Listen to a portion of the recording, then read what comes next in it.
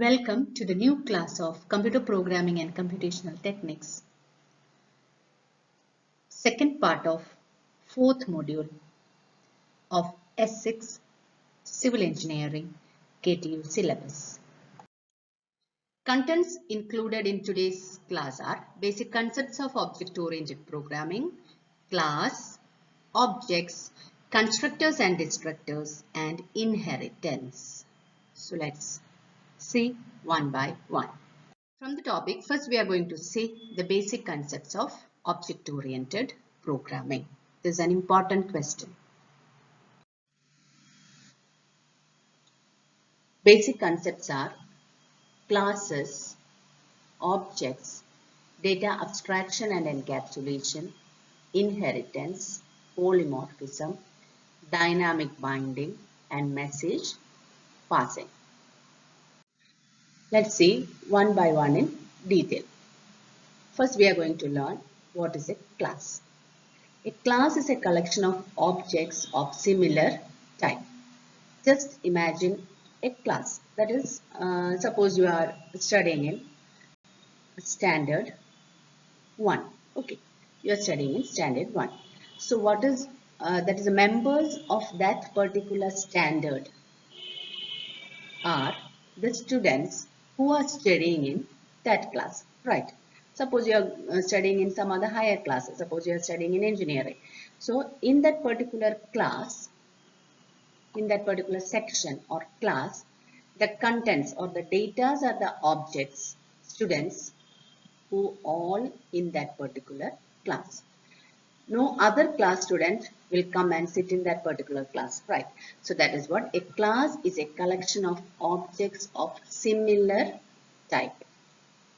A class in C++ is a user-defined data type or data structure declared by the keyword class that has data and functions as its members, whose access is governed by three access specifiers: private, protected, and public. That is, a class is a user-defined data type. That is, my class is being built or being prepared for based on the user's interest. So that is why user-defined data type. And the keyword used is class. And within that class, data can be there and functions can be there. They are the members of that particular class. And the access, that is how the data and the functions written within the class are to be accessed, is governed by three access specifiers: private, protected, or public. That is what. That is access, how that particular data and functions can be accessed to the public. They can be, we all of us are using Facebook, right?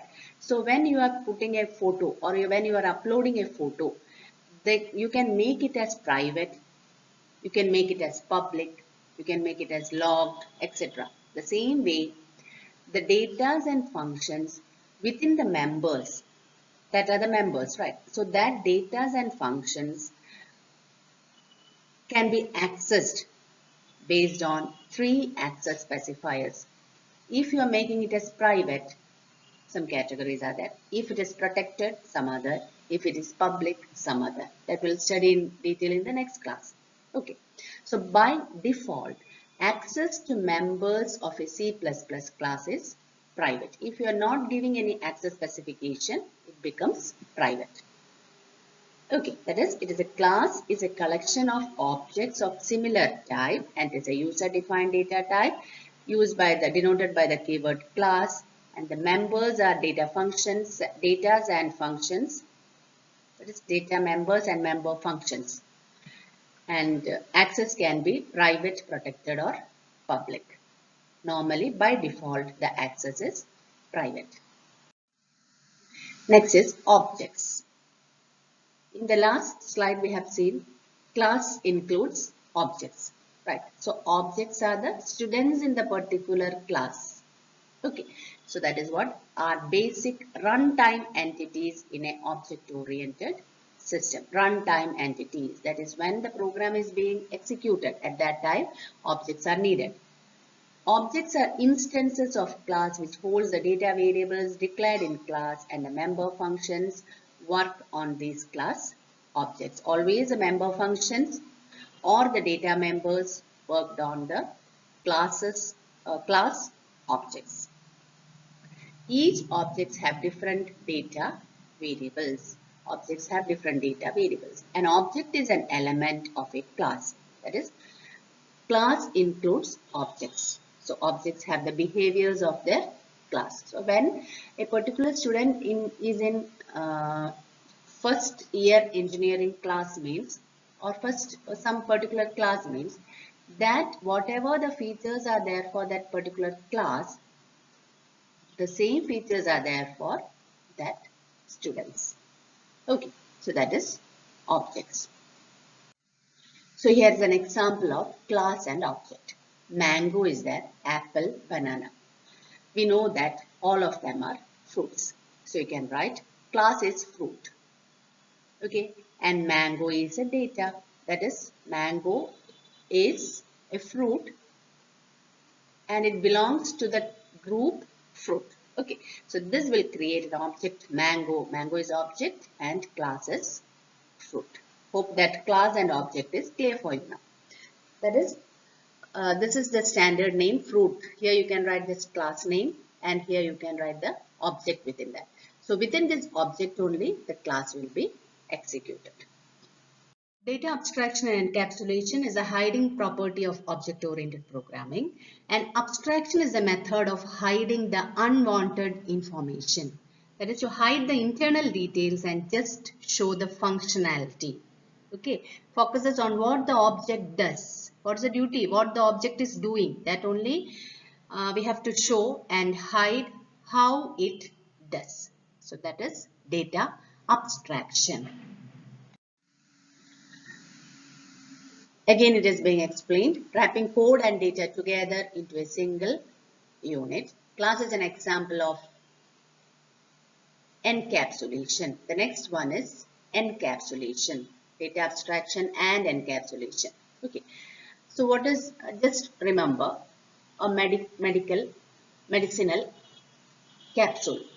So you know that within that capsule, many granules will be there. We don't know what are the granules and we don't open it and see what is inside, right? So that hidden portions are being wrapped in one cover and that becomes a capsule. Same way, class is an example of encapsulation because it wraps the method and property. Within the class, methods and properties will be there. Encapsulation is a process of combining data members and functions in a single unit called class. This is to prevent the access to the data directly. The access to them is provided through the functions of the class. That is, through the functions of the class that data are being accessed. It is one of the popular feature of OOP that helps in data hiding. That is what data hiding. That is one of the important feature of OOP, and that is what data abstraction and encapsulation says. Next is inheritance. Inheritance is an important concept of object-oriented programming. Inheritance allows us to define a class in terms of another class, which makes it easier to create and maintain an application. This also provides an opportunity to reuse the code functionality and fast implementation time. Here the feature is reusing feature. Okay. Just consider we are having the features of our parents, our grandparents and so on. When someone takes the features of us, naturally the features of our parents or grandparents can also be accessed. That is, in us, within our features, our parents or our family features will also be enclosed. That is what inheritance. That is when we call a particular child feature, naturally or automatically as hidden, his parents' feature also will come. That is what inheritance. That is what here it is written. Inheritance allows us to define a class in terms of another class. That is, a parent can be called, or feature of the parent can be called with the help of feature of the child. That is what inheritance allows us to define a class in terms of another class. With the help of a class, you can call another class also. And that is reusing capacity. And that is another important concept of OOP. Again, it is written, when creating a class, instead of writing completely new data members and member functions, the programmer can designate that a new class should inherit the members of an existing class. That is, inherit, includes. This existing class is called as a base class, and the new class is known as the derived class. That is, the parent class is known as a base class and the child class is known as the derived class. Idea of inheritance implements the is a relationship. It is mammal is a animal. Animal is the parent class and mammal is the child class. So you can say mammal is a animal, is a relationship. Dog is a mammal. Again come see, dog is again the child and mammal is the parent. So mammal is a child of animal, right? Mammal is an animal. So you can say whatever the features of that animal, it comes in mammal. And here dog is a mammal. So feature of mammal will come as a feature of dog. That is a chain and that is reusing. So here is an example of inheritance. That is, vehicle is the base class. Two classes have been derived from vehicles. They are the motor vehicles and pulled vehicles. These vehicles are divided into two. Motor vehicles are there, pulled vehicles are there. Again, for motor vehicles, car is there, bus is there. Here carts are there and rickshaw is there. So we know that vehicles will be having its own attributes, its own features. When it is divided into motor vehicles and pulled vehicles, motor vehicles are having its own feature along with the features of the vehicle. Same for pulled vehicles, they are having its own features, that is pulled by something, and it is having the features of vehicles also. Same, car is there, bus is there. Both are, we know both are motor vehicles. That is, both of them are having the features of motor vehicles and they are having their own features.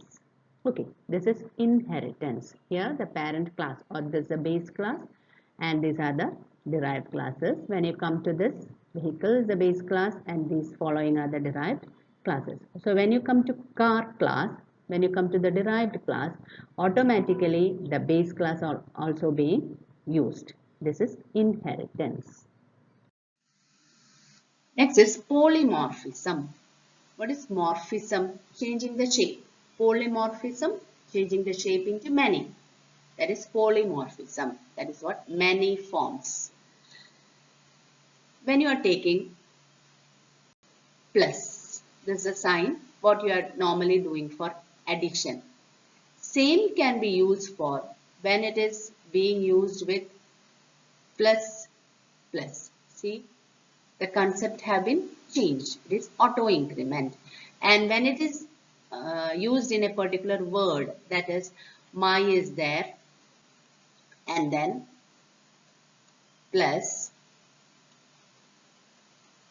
self is there. That is my plus self. What will be the answer? The answer will be myself. Right? Here plus is acting as concatenation. See the difference? That is plus is having different uses now. So that is what polymorphism means, many forms, and it occurs when we have many classes that are related to each other by inheritance. C++ polymorphism means that a call to a member function will cause a different function to be executed depending on the type of object that invokes the function. Based on the type of the object, the functionality keeps on changing. That is polymorphism. Consider the operation of addition. For two numbers, the operation will generate a sum. If the two operands are strings, then the operation produces a third string by concatenation. Same plus addition. Okay, so same addition is having different features. When it is used for sum, it will add, and when it is used with strings, it will go for concatenation. That is polymorphism. The process of making an operator to show different behavior in different instances is known as operator overloading. And another one is function overloading. When the operator is keeping on changing the features, that is operator overloading. And when the function is keeping on changing the feature, that is function overloading. Here, function overloading example is given over here. Shape draw. This is a function. Draw is a function. You can draw triangle, you can draw circle, you can draw a square. Okay. So the same draw function, just change the attributes, values. You can draw the circle, you can draw a triangle, or you can draw a square. This is function overloading.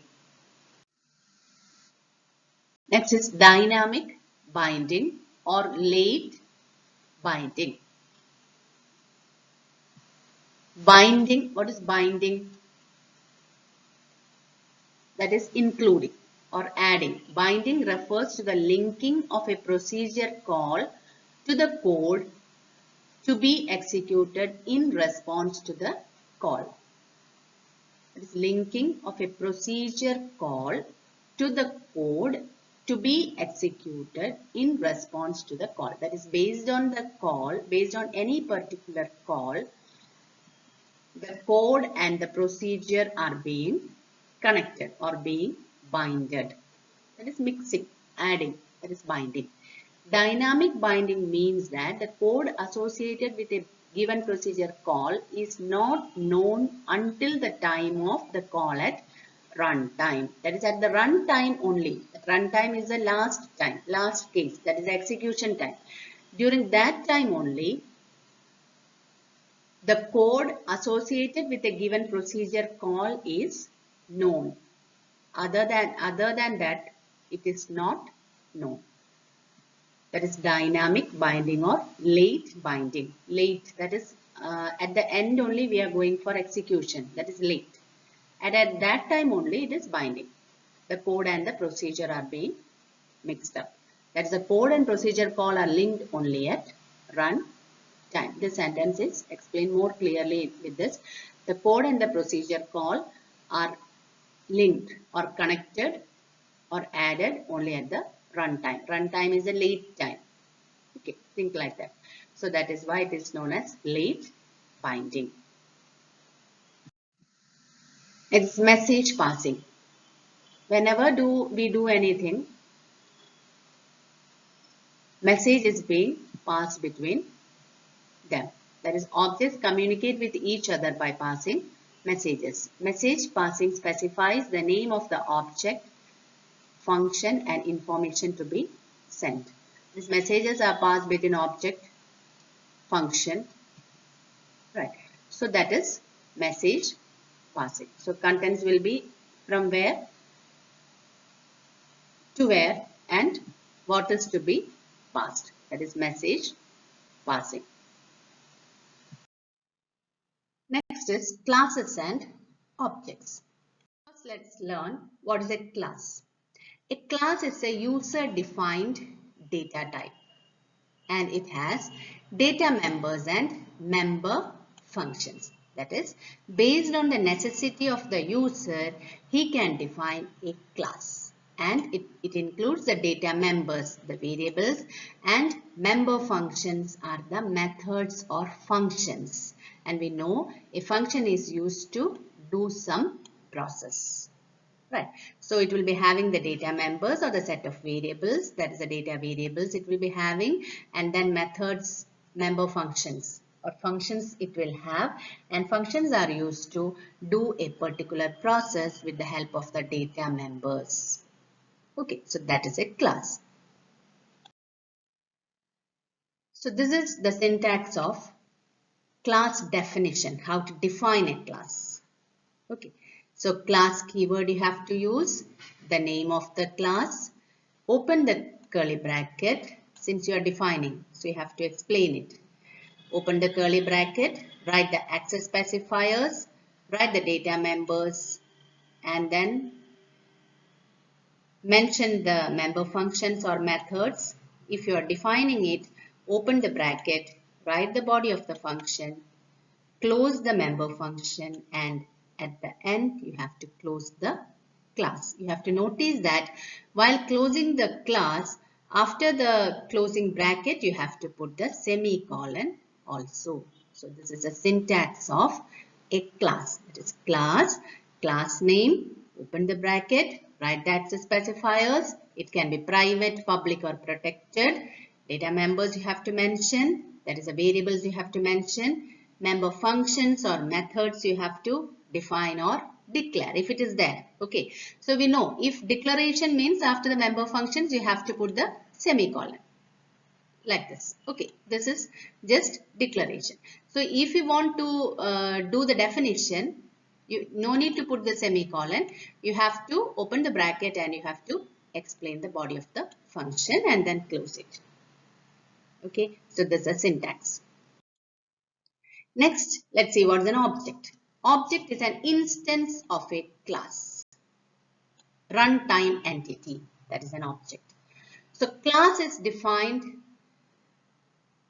and no memory is allocated, but when it is instantiated, memory is allocated. That is, you have to mention the class within the main function, and that is being done with the help of the object. Right.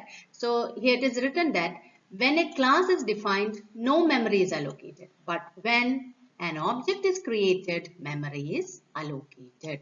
That's in the main section, you are writing the object, and outside the main function, you are mentioning the class, you are explaining the class, and the class is called within the main function with the help of the object. Okay, that is why it is said it is an instance of a class. It is the way how to get the class inside the main function, main section. This is a syntax of a object. Class name you have to write because a particular class you are creating the object. So many classes will be there. So for which class you are creating the object you have to mention. That is why class name, and then you have to write the object name, then semicolon. Okay. And now you have created the object. Now what is our next process? You have to call the methods within the class which you have created inside the main function, right? And that is done with dot operator. Okay, that is you are having here one example is here given, that is print name is a method within a class, and you have created an object named obj, and see with the help of this object you have called the method with the help of this dot operator also. Okay, that is object name, dot operator, and then the method name. This is the way how to access the member functions written in a class into the main section. Before that, you have to create the object to which class you have created that particular object. So compiler will understand that is this object is a member of this, is to call this particular class members, and then in the middle you have to use this dot operator also. Okay, this is a way how accessing data members and member functions using object. Here is an example which explains the class and the object. Class name is employee. This is the access specifier. ID, name and salary, they are the data members. This is the first method. Okay, first member function. Void is the data type. You know how to write the function. Same way, data type, function name and the parameters. Right, this is the way how to write a function. Same way you are writing within the class, that's all. So write the data type, write the function name and then the parameters if it is there, so go for that. So in this particular example, parameters I have included. Parameters are I, N and S. Okay, and then I is ID, N is name and S is salary. And then this is the second member function, display. Okay, it is printing the ID, name and salary. In between you are giving a gap, you are giving a space. So that is why this statement is here. Give the double quotes and give a space and then close the double quotes. So it will generate a space between each while displaying the output. And then close the member function and then close the class. Come to the main section, employee class. Class name is employee, E1 is the object. Okay, E1 dot, see, E1 is object, dot operator and member function. Since it is parameterized, you can give the values within this. 201 is ID, ABC is the name and this much is the salary. And then it goes to the second next statement, E1.display. So it will come here to display method, display member function and it display the output as it is required. Okay, so this is a way how to write a program using a class and an object. Just whatever you are doing individually, you are writing it in a class and then you are calling with the help of an object and the dot operator, you are calling the methods. That's all. Okay. Next topic is constructors and destructors. So in that, first we are going to constructors. Constructor is a member function of a class which initializes objects of a class. Okay. Now, just we learned that if you want to execute a member function in a class, you need the help of an object. But if the member function is a constructor, it will be automatically called when the object is created. Before we have seen that object dot, object name what you are giving, you have to write that object name dot and then you have to write the member function. Here, no, just create the object. The constructor will be automatically called within the main section. And one more thing you have to notice that constructor has the same name as the class. So before you have seen the name employee, right? And you were giving some other name for the methods. Here, if it is a constructor, the class name itself should be the constructor name. And it will not have a return type. If we do not specify constructor, C++ compiler generates a default constructor for us. Three types of constructors: default constructor, parameterized constructor and copy constructor.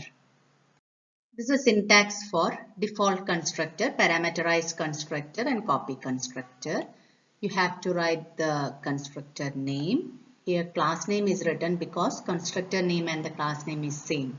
Okay, so you have to write the constructor name which is same as the class name and then write the content of the constructor. So that is default constructor. Parameterized constructor, same way the class name will be the constructor name, right? So the class name and within bracket you have to write the parameters or the arguments and then body of the constructor. And then copy constructor, class name you have to write. Within bracket you have to write the keyword const and then class name, ampersand and then object name. And then write the body of the constructor. So when I discuss the example, this will become more clear. This example of the default constructor is a constructor which does not take any argument. It has no parameters. So that is the default constructor. The constructor which is having no parameters. So this is a class name construct. These are the variables. See, this is the default constructor, no parameters, right? See the name, constructor name, it is same as the class name, okay? And then the content is A is initialized as 10 and B is initialized as 20, and the class has been closed. Int main, see, for the class you have created the object, okay? Here the comment is written, default constructors are called automatically when objects are created. So no need to put that is C dot construct like that. That is a normal procedure, how you call the method or member function within the main, right? So that is a way how we are calling a method in the main function. But here, since this is a constructor, the method or member function is a constructor, just create the object for the class, it will be automatically called, okay? And then cout a, c dot a, to get the values object and a, c dot a, and then c dot b, okay? And you will get the output. A value will be printed and b value will be printed. So this is default constructor, the constructor with no parameters. And constructor is the one which is having the same name as the class name. Okay. This is a parameterized constructor. It is possible to pass arguments to constructors. To create this, simply add parameters in the same way how we do for other functions. When you define the constructor's body, use the parameters to initialize the object. We know that. That is, if parameters are there means we have to initialize them. Okay. So this is the class name, and then as private access specifier, we have declared the variable, and as public access specifier, we have declared the method or member function. This is the constructor, parameterized constructor, and the parameters are x and y. Bracket, you are writing x is equal to x1 and y is equal to x1. And then this is the normal member function, int get x. You are getting the value of x, and then int get y. You are getting the value of y. Okay, two member functions and one parameterized constructor. And then come to the main section. Here, point is a class name, P1 is the object, and then 10 and 15, the constructor is being called. The value x will be assigned by 10 and y will be assigned by 15. Okay, and here you are just printing P1 dot get x, means you will get the value of x, get x, and P1 dot get y, you will get the value of y, and you will get the output. So this is parameterized constructor. Third one is copy constructor. All member values of one object can be assigned to other object using this. That is, values of one constructor will be copied to another constructor. For copying the object values, both objects must belong to the same class. That is the point. So both the objects must be the members of the same class. Then only copy constructor can be used. Here marks is a class, and as public we have declared the variable. This is a default constructor that is also public, and then maths is equal to 0 and science is equal to 0. So values are initialized, and then this is the copy constructor. See, constructor name, const is the keyword, marks is the class name, ampersand object name. Here object name is obj. Okay, and then with the help of obj we have called the marks from default constructors. Okay, and now maths is obj.maths and science is obj.science, and then you are displaying them. In the int main, marks m1. This is for the normal function, default constructor. This is for the default constructor, marks m1, and then marks m2. This is for the copy constructor. Okay, m2 dot display, because the value of the copy constructor is to be displayed. So empty dot display, and you will get the output. So maths is assigned to 0, right? And that is here same, 0 is copied here. Okay, so you will get the output. Maths is equal to 0 and science is equal to 0. This is copy constructor. Next is destructor. Destructor is a special member function that is executed automatically when an object is destroyed that has been created by the constructor. Constructor will always create an object. And then to destroy the object, destructor member function is used. And that is also used to deallocate the memory that has been allocated for the object by the constructor. The main function is to deallocate the memory assigned. That is to leave the memory so that others can use that particular memory location. And the sign used to represent the destructor is tilde sign. Okay, the sign you have to use. Tilde sign you have to use before the destructor name, in the front of the destructor name. Okay. Syntax of the destructor is tilde sign and then class name. That is class name because the name will be same. Class name and the constructor and destructor name will be always same. So that is why class name is written over here, and then content. So here's the structure, class name, destructor. Okay, full thing you are explaining over here. Constructor and destructor together is there. So class and then name of the class as public. This is the constructor name, you have just declared it, okay? And then tilde class name, you have declared the destructor. So this is the structure of constructor and destructor together in one class. That is class name you have to give as public. You have to write the constructor. Here just declaration. If you want to define it means without, you don't have to give this semicolon. Instead of that, you have to open the curly bracket, write it and close the curly bracket. And then you are using the destructor tilde sign, the same name as the constructor, which is same as the class name. So tilde class name. Here it is declared. If you want to define it, open the bracket, write it and then close the bracket. Okay. So here is the example for you. Program for destructor. ABC is a class. ABC is the constructor, and there it is printing I am a constructor, and see this is a destructor, okay, and printing I am a destructor. And then come to the main section, to the class ABC, obj1 is the object, constructor is called, and then it is telling to print function is terminating. And then see the output, I am a constructor, that will be executed first. That means first the compiler will go to the constructor and execute it. That means that will be printed. So you got I am a constructor. Then it will print this output. Okay, function is terminating. Then it is going to the destructor and it is printing I am destructor. That means printing means the compiler has gone to that particular method and then it has executed it. That is why printing is coming. That means, so here when this destructor value has been printed means it has, the memory has been deallocated. Okay. So this is the comparison of constructor and destructor that we have to know. Allocates the memory, releases the memory, have arguments, have no arguments, overloading possible, overloading not possible. This is called when new instance of class is created. This is called when instance of class is deleted. To delete you are calling destructor, and for creating you are calling constructor. Okay. Next we are going to see what is inheritance in C++. So first we have to know what is inheritance.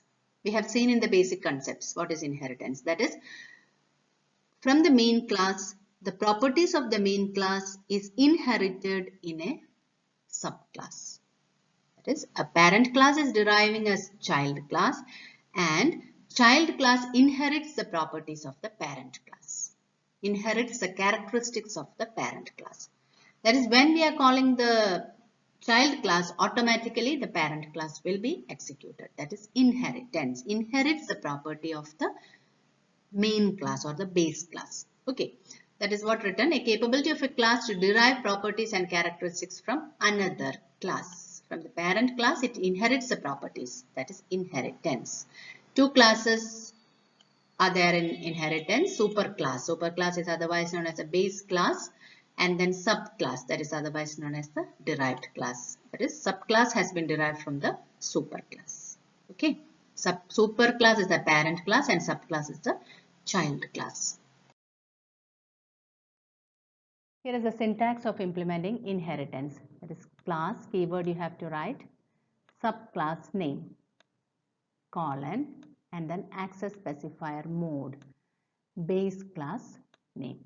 That is the name of the subclass, and then you have to mention the name of the base class from which this subclass has been derived and the access specifier of the base class, and then write body of the subclass. This is how subclass can be defined in C++. Next is modes of inheritance. If the base class access specifier is public and if it is having access specifiers as public, protected and private, so the public access specifier of the base class, when it comes to the derived class, it will be public and protected will be protected and private will be private itself. That is same how it is appearing in the base class, same way it will appear in the derived class. But if the access specifier of the base class is protected, the public access specifier in the protected access specifier will become protected in the derived class. Protected same way it will be protected itself and private will be private itself. Okay. And if the base class access specifier is private, within this private, if public is there, it will become private, protected will become private and private will remain as it is. That is, the only thing is that if the access specifier is public, same way how the base, same way you will get the derived, and if it is protected, public and protected will become protected, same as it is. Okay, private will be private, and for private all will become private. So that is modes of inheritance. Next is types of inheritance. First, single inheritance, that is one parent and one child, that is single inheritance. Multiple inheritance, that is parents will be many and child derived class will be one. This many base classes and only one derived class, that is multiple inheritance. Third one is hierarchical inheritance, that means base is one and derived will be many, that is hierarchical inheritance. And the next one is multi-level inheritance, that is one base class, from there another class has been derived and from there another class has been derived, that is many levels are there, that is multi-level inheritance. Last one is hybrid inheritance, that means a combination of all the other inheritance. These are the types of inheritance. Next class we will see each type in detail. Here is a syntax of single inheritance. Single inheritance means only one parent and one child.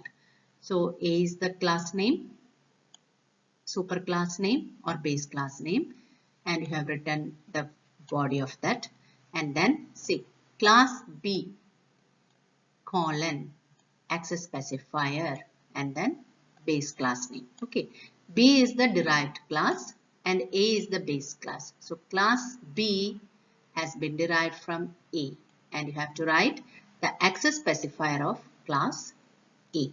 It can be, as we know, it can be private, public or protected, whatever it may be, that you have to mention in this access specifier. Okay. Here's an example. Product of two numbers using single inheritance. That is here class ABC. ABC is a base class and XYZ is the derived class. So class ABC, X is a integer and access specifier is public. Member function is get data and with the help of getData function you are getting the value of x, and then class is closed. Then here XYZ is a derived class and the base class is ABC. Public is the access specifier. Here it is written. Okay. And then Y is the integer declared. And then here member function read data. Y value we have got one member function and another member function product. With the help of this product member function, X and Y are multiplied and stored in product. Okay. Now, and that is displayed over here, cout. Then int main, XYZ is the derived class and object for derived class is AA. And with the help of AA object, you are getting the member function of the base class, get data, and the member function of the derived class, read data, and then product function with AA.product. Okay, so that's all in single inheritance. That is, once again I will repeat, ABC is the base class and XYZ is a derived class. Here XYZ is derived from the base class ABC. That is why class XYZ colon and then access specifier of the base class and the base class name, and then write the content. Here just the thing we have to notice is that we are creating the object for only the derived class. Okay. So when with the help of that particular object, all the base class and the derived class member functions will be executed. So that is all about single inheritance. Next is multiple inheritance. So as we know, for multiple inheritance, one derived class will be there and many base classes will be there. Okay, that is one derived class and many base classes. So the syntax is class, subclass name you have to mention, colon, access specifier of the first base class name, access specifier of the second base class and the name of that, and so on. Then body of the subclass. This is general syntax of multiple inheritance. Here's the example. Class name is vehicle, base class is vehicle, and here the constructor is used as the member function. So as we know, when the name of the class and the name of the member function is same, so that means it is a constructor, right? So vehicle, and then you are printing this is a vehicle, and then come out another derived class four-wheeler. No, sorry, another base class four-wheeler. That is, first base class is vehicle and another base class is four-wheeler. So class four-wheeler, and there it is printing this is a four-wheeler vehicle. So two classes, two base classes. One is vehicle and one is four-wheeler. Okay, and then the subclass name is car, public vehicle. That is, vehicle base class is having the access specifier as public, and four-wheeler is also having public. So vehicle, public vehicle, comma, public four-wheeler, and write the content of the subclass car, and then come to the main section. Here we are creating the object for the derived class car, that is car obj. That's all. No need to call using dot operator because the member function is constructor. That is what written over here as comment. That is, creating object of subclass will invoke the constructor of the base classes. It will be automatically executed. So that is multiple inheritance. Okay. So today we have seen what is single inheritance and an example of single inheritance, multiple inheritance and its example. Hope it was clear for you. Thank you. Now we'll see what is multi-level inheritance. Multi-level inheritance means one base class will be there, from there another derived class, and from that derived class another derived class, and it will go like that. That is multi-level inheritance. Here is an example for multi-level inheritance. Base class is vehicle. and it is having a constructor which is printing this is a vehicle.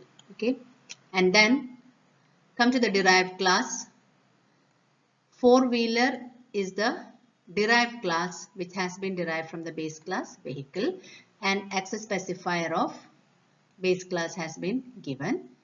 And here also again you have written the member function four-wheeler, that is also a constructor. That is from the vehicle you have derived four-wheeler.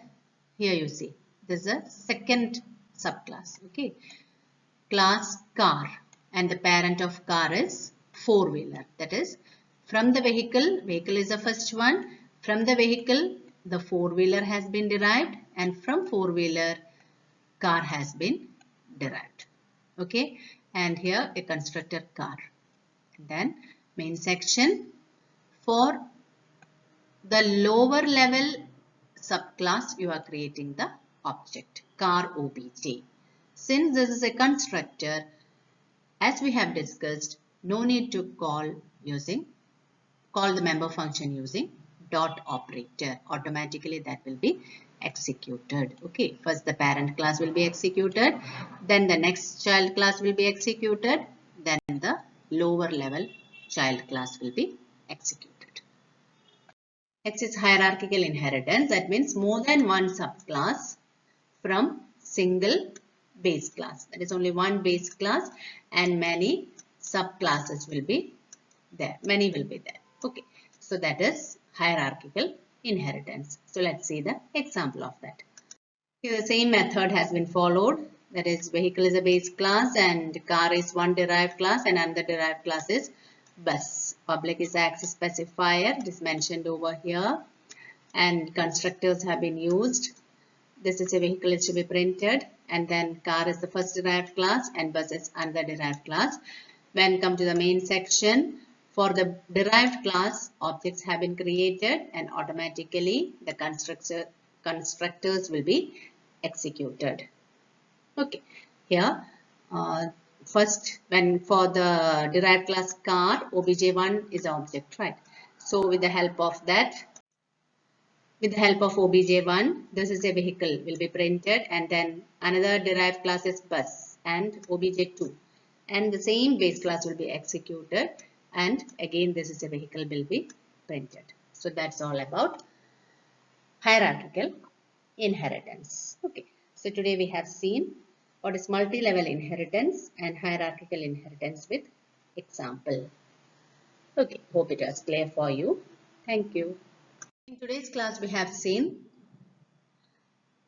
basic concepts of object-oriented programming, what's a class, what is an object, constructors and destructors, and inheritance in detail. Important topic is this, and very simple also. Okay, hope the topic is clear for you. Thank you.